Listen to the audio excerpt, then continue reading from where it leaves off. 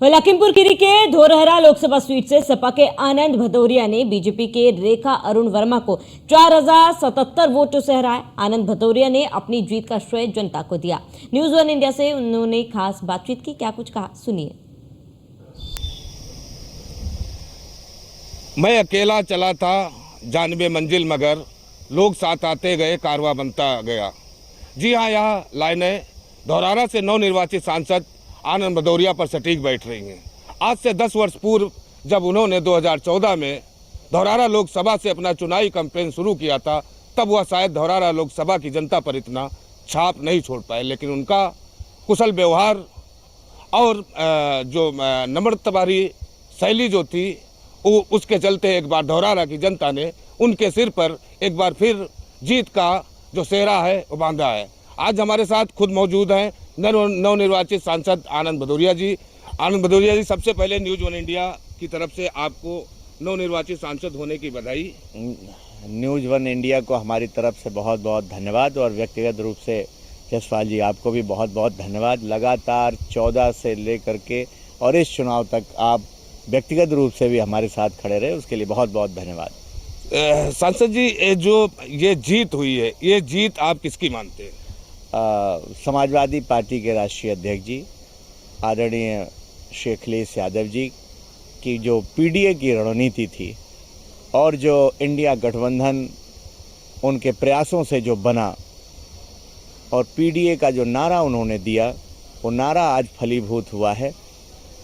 हम सबसे पहले अपने नेता को बधाई देंगे, उनके चरणों में इस जीत को समर्पित करेंगे। जहाँ तक सवाल धौरहरा लोकसभा क्षेत्र का है, धौरहरा लोकसभा क्षेत्र की आम जनता ने ये चुनाव लड़ा है। धौरहरा लोकसभा के क्षेत्र के मतदाताओं को ये जीत समर्पित है। उन्होंने प्रत्याशी बन करके ये चुनाव लड़ने का काम किया।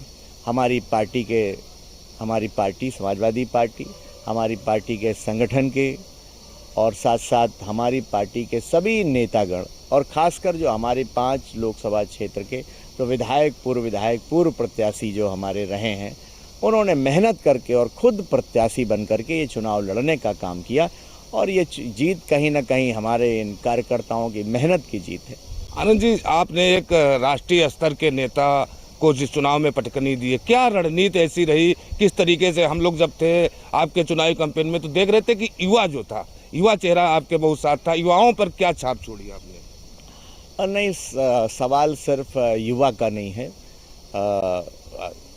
मैं ये कहना चाहता हूँ, हमारे लोकसभा क्षेत्र में 58 जातियाँ हैं, और 58 जातियों में कोई भी ऐसी जाति नहीं रही जिसका समर्थन हम लोगों को न मिला हो।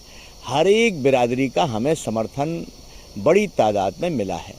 आज समाजवादी पार्टी यादव मुस्लिम की ही पार्टी कही जाती थी, लेकिन इस बार दायरा इतना बढ़ा है, उसमें हमारे पासी समाज का विशेष योगदान रहा, और फिर मोस्ट बैकवर्ड के लोग, दलित बिरादरी के लोग, हमारे परम पूज्य बाबा साहब के ने जो हम लोगों को संविधान दिया था, उस संविधान को जो बीजेपी ख़त्म करना चाहती थी, कहीं ना कहीं हमारा पूरा का पूरा जो पीडीए था, पिछड़े हैं, उसमें दलित हैं, अल्पसंख्यक हैं, आधी आबादी है।